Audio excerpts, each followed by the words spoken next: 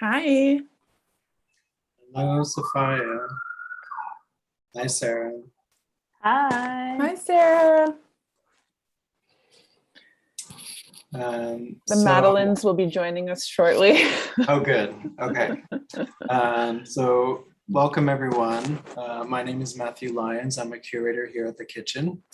Today, we're having a post-residency discussion with Sophia Cleary, who was in residence for 2 weeks at the end of September, very beginning of October, to work on a project called One and Only, with directress Sarah Lyons, who's here.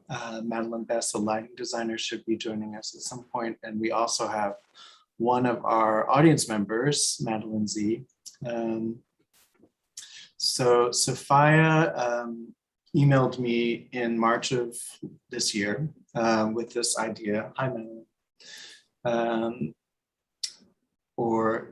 Performance experiment in a way to develop some of the material that Sophia has been working on in recent years in the mode of stand-up comedy, bringing it into the black box with this specific question of what would happen if I were to perform this material and develop a piece for an audience of one. And what kinds of intimacies could be created by that, what are the obstacles for that, and how that might happen in black box space. So this creative developmental residency was meant to give everyone the chance to see what happens in a real black box theater, using all the techniques of theater to try this out. And so I guess, like, to start off, I wanted to ask Sophia what was the inception of this idea? How did you start working on it in your mind first? And then how did you work towards bringing it to the kitchen residency? What were the stages of that? I think that you worked a little bit in LA with Sarah before you came to New York. And I think while you talk, I'm going to share my screen and share some of Paul Court's beautiful photographs of the residency to let folks get a look at what kinds of things were happening and what it looked like. Okay, cool. Thanks. Yeah, so this project, I think, as one can imagine, comes out of our insane past couple years where live performers have been sort of tragically, taken away from their audiences or vice versa. And, the comedy world kind of immediately translated to like a lot of Zoom shows and stuff like that, which we're on Zoom right now, so I'm triggered. No, just kidding. But like trying to do stand up on Zoom, and even though it's live, it's not live. It's like not quite, we're not in the room together. So to me, that feels like this separation from liveness. And I was like, what's it going to take to get me back in front of an audience? Like that, it was like kind of this feeling of desperation of needing to reconnect in the space of being in front of people.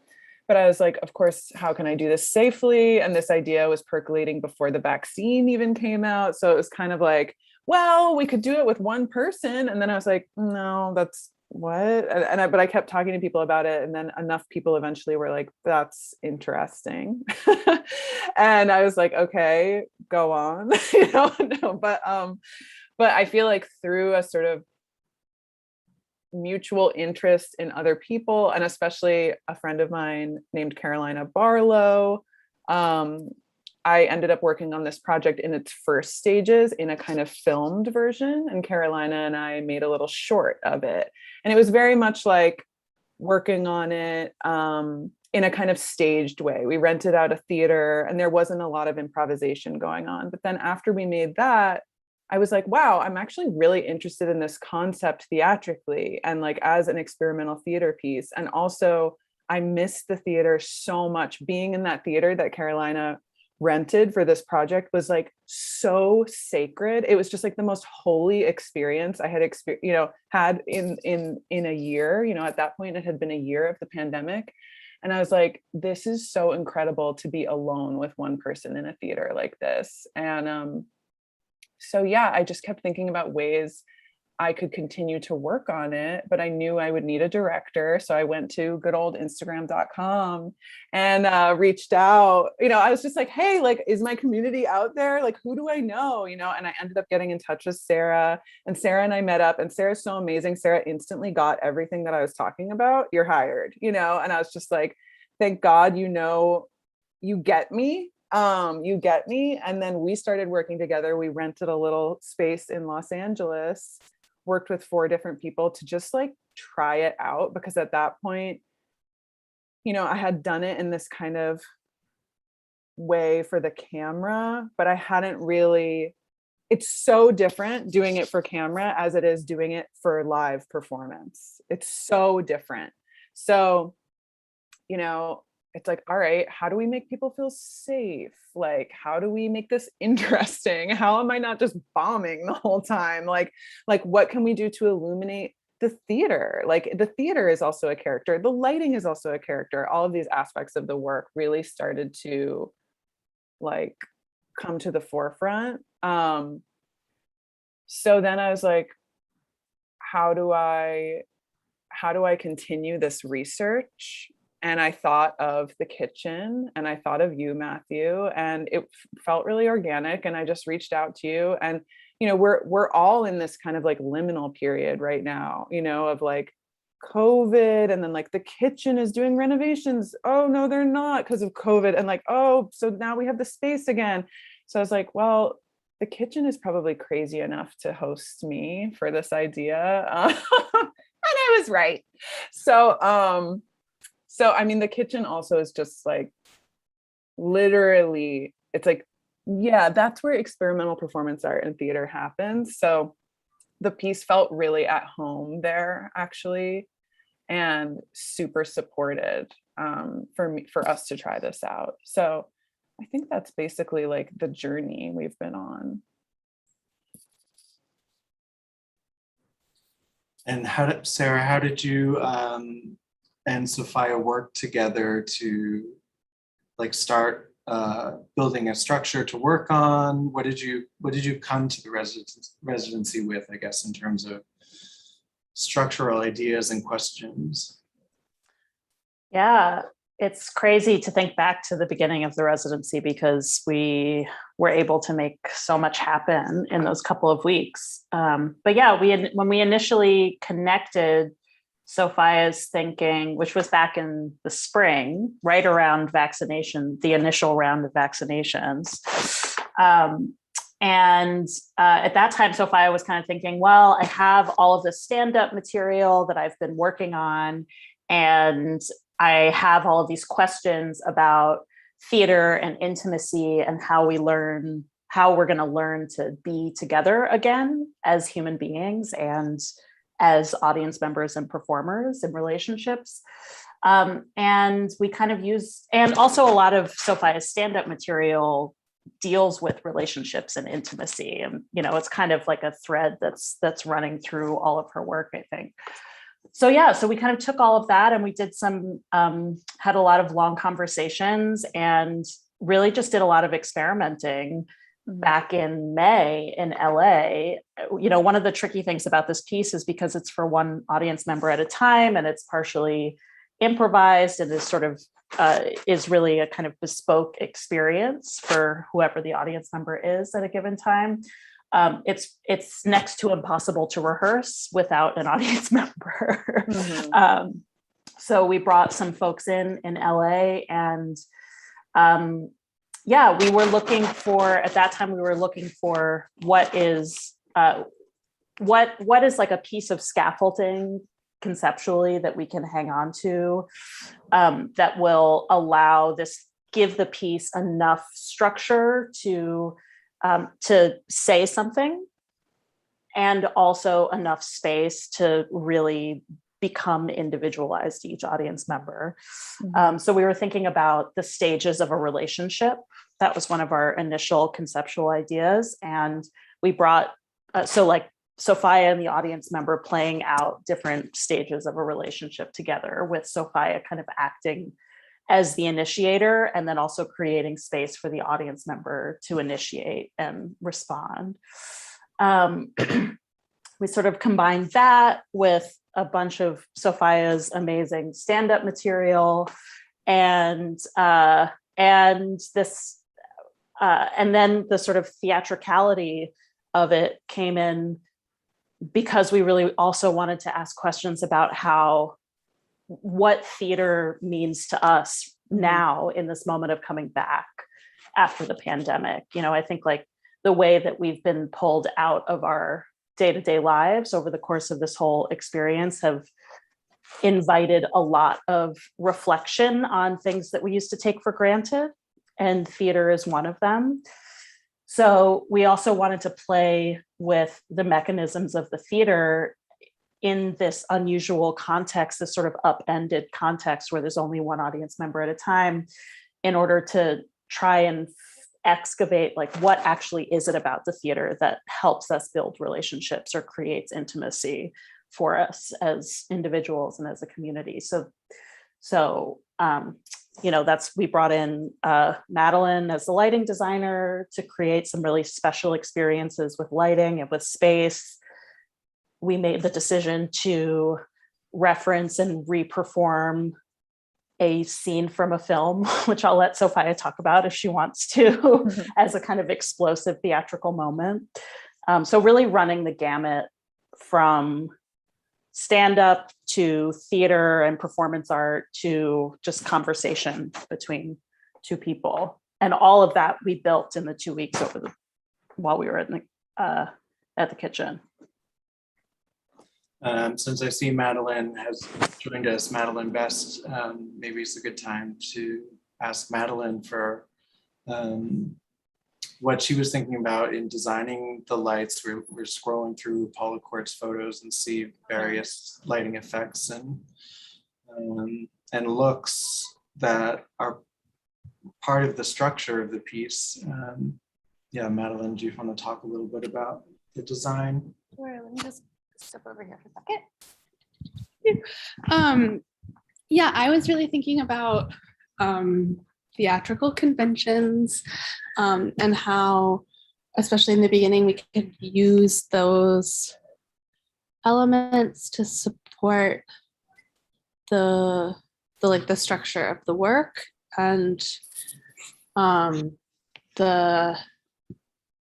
set the sort of stage or the scene in a way. And when Sarah and Sophia had approached me to work on the project, we were talking about, a lot in that sort of vocabulary about how those tools could be a part of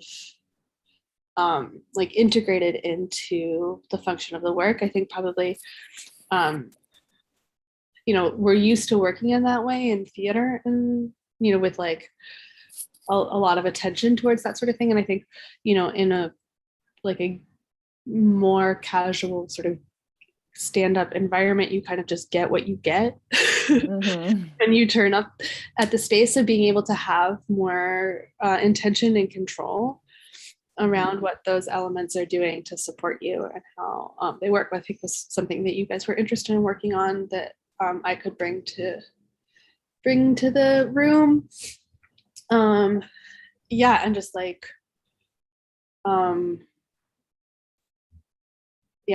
the picture, Paula took amazing photos.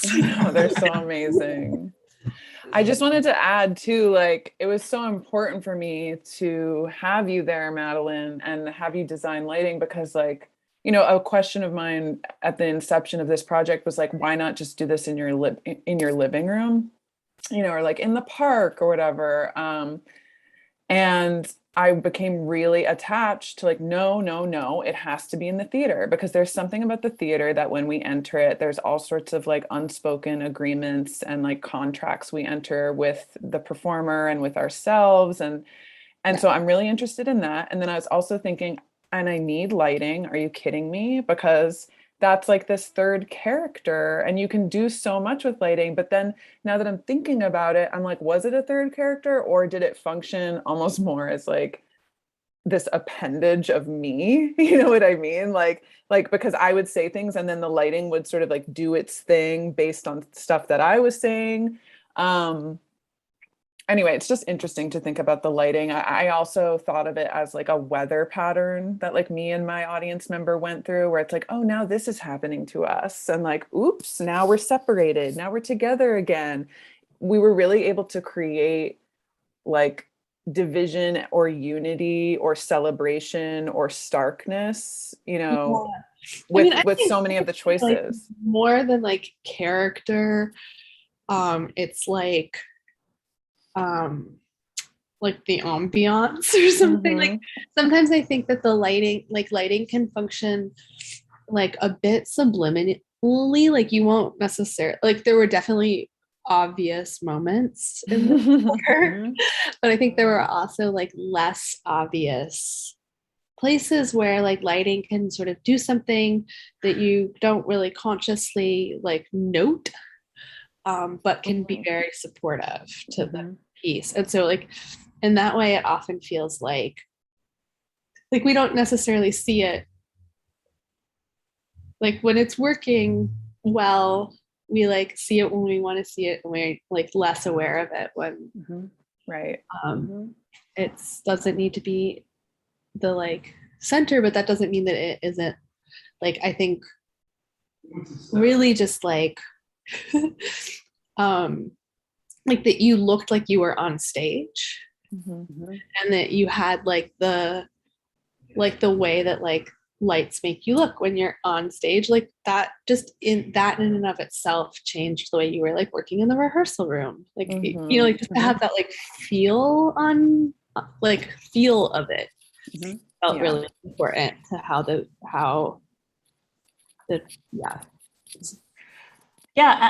I think exactly what you're saying too, Madeline, is one of the sort of foundational conventions of theater that we wanted to be very tender about and make happen, and then also consciously subvert in some places. Like there are some moments where we light the room in ways that that are very unexpected, or break down the sort of direction of focus that we normally have in the theater, where like the lights are out in the house and they're up on the stage or on the performer, or Sophia is out of the light, or there's light that's happening all around us 360 as opposed to directly in front of us. And I feel like we were able to make those changes happen in a very gentle way, which then helps us go back and identify, well, what was even happening when we were in a much more conventional look with Sophia on stage. I also think that one of sort of the things that we often don't really think about when we talk about lighting, or like talk in any kind of detail about, is the like timing of lighting. And the timing of comedy is so important, and how those two things can like work together. And sometimes I was like the look didn't feel as important.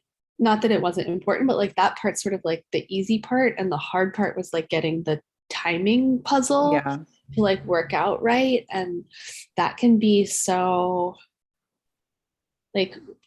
complicated, and is like sort of like, I think like an under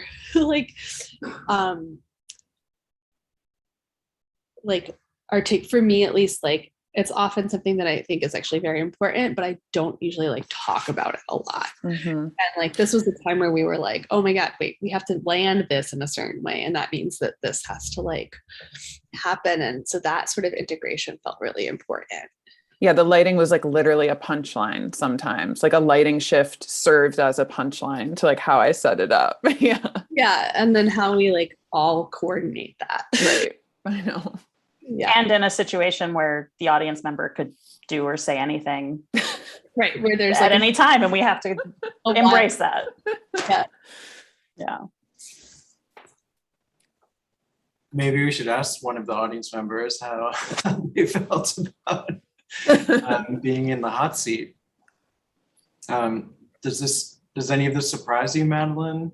Z? No, I mean, no, it's great to hear, I guess, some of the inside scoop on what the thinking that went into it, particularly with lighting. I've been jotting down notes, but yeah, I think something I didn't expect was how much the infrastructure of theater, like those conventions sitting in like an empty room, or how those things could impact the relational structure too. Like, I'm thinking of a particular moment, which is when all of the lights go out, and it just felt like the space sort of fell out. And I personally had an experience of just panicking, like, is this what's supposed to be happening? Which I didn't have in other parts of the show in the same way. And obviously that was a design moment. I think the entrance was Sophia saying, like, can I show you something? And then there was a sort of everything was darkness. So that was a particular, like, highlighted to me the experience of being in the actual theater, changing the experience, or the experience of being an audience member, and like what the structure of that is expected to be. And when it doesn't meet those expectations, how it feels. That ability also to go like super dark is something that's like pretty unique to the kitchen. A lot of performance spaces, you just can't do it. They're like aisle lights, and the exit are in your field of vision, or like there's just like, it just like never actually happens like that. And it's really beautiful. I think that darkness like really works, because it feels so, it is like really dark. Like, I know, really. I think one of our audience members, Adil, said, like, because basically I set it up like, I have to show you something. Can you shut your eyes? And the audience member shuts their eyes. And then I say, open your eyes. And we're in a blackout. And Adil's feedback was like, when I opened my eyes, it was darker than it was when I had closed my eyes.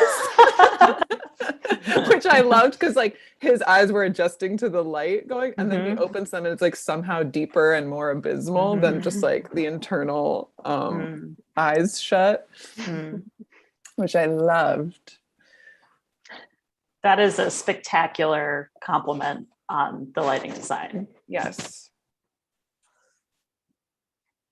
So I guess my next thing I wanted to ask was about like this core question about intimacy, and how you felt, how you went about creating that in a really fast way with the single person sitting there, or what you felt were the obstacles that came up that maybe surprised you in the various showings that we have.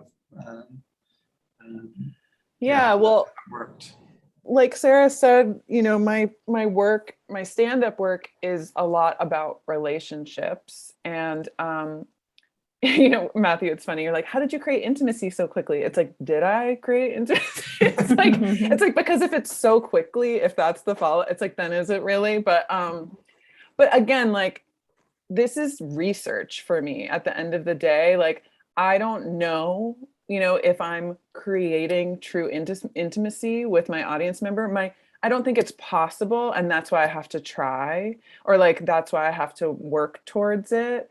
I don't know that the limitations of the theater actually afford that to two people truly, because like at the end of the day, I'm in charge and this is my show. So like, can we really get there? But that's my question. Can we? So that's why I do this work. And then also on like a personal level, it's like, obviously I'm interested in this because of my personal life, and how I have these questions as a person, and how connection can be really confusing. And especially after a year of isolation, like, what, how do we connect with each other? And then, oh, we're behind screens all the time. Oh, now we're together. So yeah, like, I did want to explore the plot, as it were, of like, what would this look like if we explored the stages of a relationship? Hi, we're just meeting. okay, I'm going to show you my whole little scripted dance, aka my comedy. You know, because when I think about relationships, I'm like, we're working in spontaneity, but there are also scripts, even in how we build relationships with each other outside of the theater.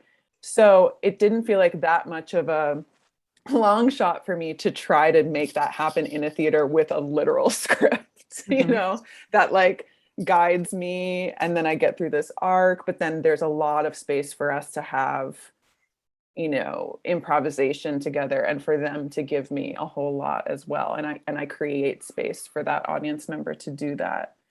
So yeah, it's like basically these are just huge interests of mine, and it's still an experiment, and if the show continues on, I'm sure it will continue to change, you know. Like I feel like a game that we had in the show, which is like, hey, so I'm going to do some of my stand up right now, and when you feel like you really see me, just start applauding wildly, and then I'll do the same thing for you. So then I switch and the audience member goes up. I feel like we were like, is this a thing that we want to do in this show? And like by the end of it, it was still like, who knows? Because we got such wild feedback from every single, wildly varying feedback from every single audience member, where they were like, I just didn't get that moment. And then some people were like, oh, I really got it once you were doing it for me. So it's like some of these games or situations that I'm setting up to afford us connection work with some people, don't with others. And like, hey, isn't that a relationship? You know what I mean? Like, so, and I'm very aware that these relationships with my audience members might not go the way I want, right? Because not everybody's going to like me, full stop. So sometimes it's just going to not work out. And the show is maybe frankly bad for both of us. And that's what we learn, you know, and we're not friends. But we did get somewhere every time. And everybody who joined is always sort of like game to begin with, because they kind of know what they're getting into. And then of course I'm inviting them because I want to be in a relationship with them, which is like another part of why this show is interesting to me, because it's like, as a performer, I'm not just completely accessible to audience anywhere and everywhere. I get to decide if I want to be in a relationship with you too. So I think that's kind of cool. Yeah. And just to add to that, I think one of the biggest takeaways from this residency and this phase of developing the project for me is something that is really obvious and that I might have predicted, but actually experiencing it was a whole other level, which is just like how drastically different the show was with each audience member, which of course, because there's only one and it's very interactive. So of course it's going to be totally different, but the level of subtlety and how different all of the rehearsed material and carefully structured lighting cues, et cetera, how different they all felt based on based on what a person was bringing into the room, based on who they are, based on how even just like the initial, 2 seconds of introduction or give and take between Sophia and the audience member can determine everything that happens over the next 90 minutes or so. And at the same time, I was experiencing that, watching it, as the director, and also at the same time, kind of reveling in the crazy power that we have as artists to manipulate people and make it turn out well, no matter what, at the end of the day. I mean, which isn't to, be, I don't know, I'm not trying to be like Dr. Evil about it or whatever, but I think that dialectic is actually really interesting about the theater, is that like relationship and about relationships, right? Is that they're like, on the one hand, totally universal. And if you zoom out enough, it's just the same thing over and over again, people and their vulnerabilities responding to each other. And at the same time, it's never the same twice by any means. So that's kind of a beautiful space to live in. Right. And like, I'm a professional, but I'm not a monolith, and when I talk about this show depriving the audience of the protective herd, I'm also deprived of the audience. And so when the audience, I'm so tuned in to how they respond to me that Sarah, sometimes you'd be like, wow, your energy kind of dropped in that one moment. And it's like, that's because I was really worried that they were mad at me, you know, or like, that's because they sort of turned away in this one moment and I felt their walls go up. And so, and then it kind of tanks, you know? And so it's like, I'm really sensitive to all of that too, which was a fascinating sort of thing to learn through the show.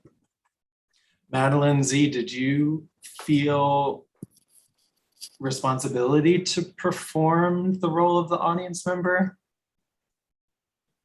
Yeah, definitely. I would say, like, you know, from the very first moment, you know, like Sophia's eyes are on you. And I think I guess my experience of seeing comedy or being in an audience is like wanting to be generous, wanting to like be there. And so I think, yeah, just like from right off the bat, there was that, just like the eye contact. It was so direct. And yeah, I think I felt in performing the role of an audience member, what was being asked of me was to be really trusting. And I actually was surprised, like in reflecting afterwards, like how truly trusting I was, or how I felt. Like, I think I could acknowledge that there were a lot of moments where I felt uncomfortable, or like things I wouldn't have done or don't naturally do, but I was just like, within the realm of this performance, it was game, because that was part of the role. That was part of the exchange. Yeah. I was, in terms of like intimacy, or like what, you know, the question that you asked, Sophia, like, did you actually create intimacy? I think part of my experience of the show, I feel like it happened so much afterwards, in like thinking about it. I think like so many questions came up for me just based on things that you had said or things that I had said. And yeah, it really made me think about like the loop of connection and what happened in the room versus I don't know, like how we think we're connecting to other people, or I guess how just I don't know, like what information about one another is actually transferring in the experience. Yeah, I don't know if that is intimacy or what it is. I think part of it is. But yeah, it made me think about just like what was actually happening versus what was happening in my head, or what was happening in Sophia's head, or whatever. Felt really highlighted. Yeah, you know, I don't think I know what intimacy is. We've been repeating that word so much over the course of this whole project, and I'm realizing, like, I don't think we've ever stopped to define this for ourselves. And you know, that's that's maybe one of the great human questions of existence. But I do know that this show creates an experience between each audience member and Sophia that nobody else in the world will ever have. And I think that that is a form of intimacy, is that kind of shared experience and shared knowledge. Yeah, I mean, I guess the assumption is that intimacy is like a positive thing, but it isn't always. It's just some kind of connection going back and forth, or like to me right now, I'm thinking about it in my life. I'm like dealing with like trying to be okay with conflict, you know, and it's like actually through conflict we get closer. I don't have to avoid conflict. We actually learn more about ourselves, about the other and ourselves, when we do that, when we state who we are and what our needs are. And so through this show, I remember there was like a moment where I was like, okay, now we have to create conflict because this is a stage of the relationship and then we'll be close. And Sarah and I were kind of like, we don't need to contrive conflict. Like, this show is there's so much friction in the show already that I'm almost like, maybe we do get to a more intimate place. Maybe, I don't know if it's capital I intimacy, but we get through the show together and therefore we are closer. So, yeah.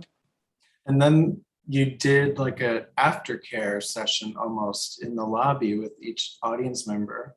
Yes. Can you talk about that and what what came out of that? I'm so curious. Yeah, I really wanted to, I often end my shows with a dance, and we did end this show with a dance because it's this kind of like celebration and you get to sit back and kind of just enjoy yourself. Or not sit back, I wanted people to kind of dance with me. But, and then after that, I had this kind of idea of like meeting them in the lobby. And it's like this other continuing question of like, is this still the show or not? Which I love to sort of like torture people with and myself with. But I really wanted it to be not from a place of like me still straight to camera, like interviewing you, and like being on you. And so we had Sarah come out and almost talk show style interview both of us. How was that for you? And I talk a lot about couples therapy in the show too. So then it's this kind of call back to couples therapy because like we're in a relationship now. And those moments were hard for me because I still felt really on, it was like right after the show. So it was hard for me to kind of like come down. And I could tell for the audience members too, it was hard for them to come down. But it was at least a kind of nice moment, I thought, to send them off into like integration, and me too. Like it's like just another stepping stone to like then integrate out rather than like a sharp kick out the door or whatever. How do you think about it, Sarah? Yeah, I definitely agree with all of that. I think it's a moment after everything that you and the audience member have gone through in the show. It's a moment where you two just get to be on the same team. Yeah. Which I think is really is important, especially it's important for both of you, for Sophia, for you to, as the performer, like kind of take the lead in saying like, actually, like when a performer and audience member are in the room together, we're on the same team. Like we both want to make something happen. And we don't think about performance that way as often. And then in terms of relationships too, I think one of the structural things, one of the sort of structural stories that's happening throughout the show is, sort of starting with this foundation of the one-on-one, face-to-face relationship between audience member and performer, and then torquing that and sort of like rolling the dice and like shaking up how two people can relate to each other in different ways. So there's another moment in the show where Sophia and the audience members sit almost side by side in the audience while a light show happens around them. And that's another very different, that sort of peripheral relationship to somebody is very different than being face to face. And then there's a moment when the two of you go on Instagram Live and all of a sudden there's this other public audience that's a part of the show and there are all these other people involved and you two are on the screen together, and that's very different. There are moments when the audience member is alone in the theater and Sophia is still in charge of what's happening, but she's not visible. So the sort of triangulated couple relationship, like in couples therapy, where, the two of you are on the same team with me as the mediator, is just another way to look at relationships and sort of bring that into the mix. Were you surprised by any of the feedback in the post-show Q&A? Did it affect subsequent showings? I feel like the feedback we got when we were still in the sort of rehearsal process, which it's so hard because a lot of this kind of like bleeds together, but in the rehearsal process, we would do feedback in the theater still rather than outside. And we definitely took into consideration all of that feedback, and it did change the show. I mean, I mentioned earlier people's different responses to that like applause game, and we were kind of like, okay, maybe we need to give a little more explanation about what this is first and set them up more, and rather than leave them high and dry when we tell them to switch. There was frankly so much feedback that I can't keep track of all of it.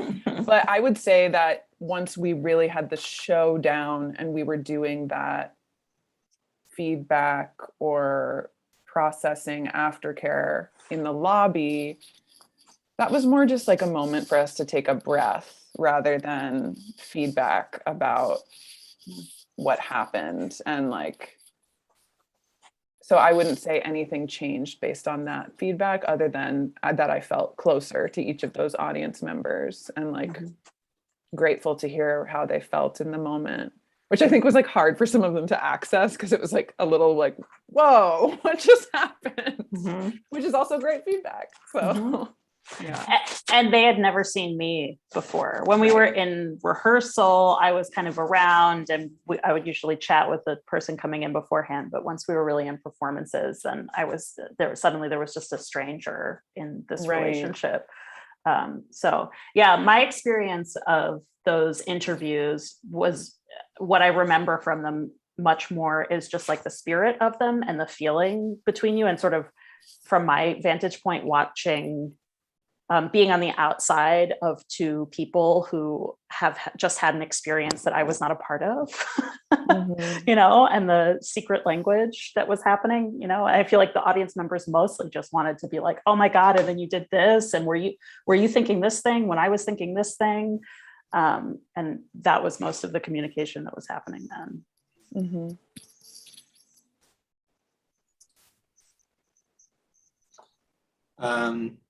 I'm curious, like now that this residency is over, like how Don't bring that up. No. What do you mean it's over? How would you describe, I know this was one of the questions you asked people after, was like, how would you describe this performance to someone who wasn't there or something? And I wonder, like, now that you went through it, would you describe it in a different way than maybe you would have beforehand, I guess? I mean, I definitely have my like elevator pitch, you know, of like, it's a show for an audience of one person. It's Marina Abramovich's Artist is Present with an Andy Kaufman twist or whatever, you know, but it's not that. I honestly am still really reflecting on it. It was really hard for me to see the show while in it, basically. And working with a director for the first time has been such a blessing, because I got to just go, okay, I'm going to have to believe this is good. And I'm just going to go ahead and put that on you and just be the artist. And so I'm still mulling over a lot of what the show is and how I would explain it to people, because I'm like still always in it. You know what I mean? Like I'm in it. So maybe Sarah, maybe you can answer that better. Oh, I don't know how concise I can be yet. I really should have thought about this one. I know it's like really fresh, right? It's really fresh still. One of the things though that feels important to me that I learned about this show, having gone through it, is that I don't know, when we say, Sophia, earlier you were talking about how sacred the theater space is. And I think amongst theater people, that's something that we say all the time. And to the point where sometimes when I hear somebody say that, I roll my eyes a little bit, because maybe I've been doing this too long at this point or something, you know? But I really think that this show is a really earnest celebration and a tender celebration of the special, unique experience that theater offers people to relate to each other and to share knowledge and share experience that no other medium can do. And it's not saccharine, it's not forced, and it's not a diatribe. We're just really honestly living inside of that reality in it. And especially considering the facts of the world right now. It's a really it's just a very stark change from our day-to-day lives. Yeah. So yeah, the word celebration keeps coming to mind, I think, in terms of the theater, in terms of intimacy, in relationships, in terms of comedy, in terms of, Sophia, like your like unique style as a comedian and performer too, which is also a part of the show. Like it's a celebration of all of these things as much as it is like a serious probing you know. I love that. Also, something that comes up for me now that I've had a chance to think about it is like, I remember Adjua, one of our tech people, you know, who did the sound for the show, she was like, you really take care of every single person who you have in your audience member. Like, you really do a good job at taking care of them. And when she said that, I was like, oh, that's so interesting. And like, it is a show where where I care for this person, and then I kind of ask them to care for me, you know, as an audience member. And not to like bring up care, you know, I feel like care is such like a hot button issue, or not hot button, but it's like a trendy kind of like theme, especially in like queer performance, whatever, that I think a lot of frankly bullshit artists think they're doing. But I've never thought I was doing it, but after Ajua said that, I was like, that's interesting. And I really hope that people feel that way afterwards. And I do think that my kind of annoyingly like purist commitment to just really having one person is kind of about that. And it's like, yeah, I don't need to make a ton of money selling out the show. Guess what? It is sold out. You're here, you know, and like, it's gonna be fine. and we're gonna do this together. And we can take our time, and there's no time limit. And we can collapse like the sort of frenzy of like getting back to normal and the getting huge audiences again, and sort of letting a lot of that go to be with each other. So that's what I have to say about that. Yeah. I definitely felt that. So I was very happy to witness some of that from afar, a distance, or sometimes from behind the scenes, peeking behind the curtain, as it were. Yeah. Well, we were really happy to be able to support the residency, and thank you so much for coming back while it's still tender, I'm sure, to debrief a little bit and share about it. It was great to have you here. Thank you. Yeah, it's nice to debrief about it though, because no one asks. No one asks. No, I'm just kidding. But it's nice to talk about it with people who were there too, because it is kind of like hard to talk about sometimes. So yeah. Like relationships. Yeah. Not to, you know, drive it home too hard. But Yeah. processing. It's necessary. Exactly. Yeah. I mean, I often think in general, like the performance goes on in its making after the fact in the mind of the audience member. And this is really like to be that one person and then go on and be like, I really contributed, like what I brought to it is an integral part of what it actually was and is for me and for Sophia and for everyone in the room, it seems like. Yeah. It's a huge gift. Yeah. All right, well, let's wrap it up. But it was great to see you all again. Sounds good. Yeah, you too. Thank you so much, Matthew. Thanks to all our viewers. Thanks, Madeline and Madeline and Sarah. Guys. Have a good one. Thank Thanks you. everyone. Bye.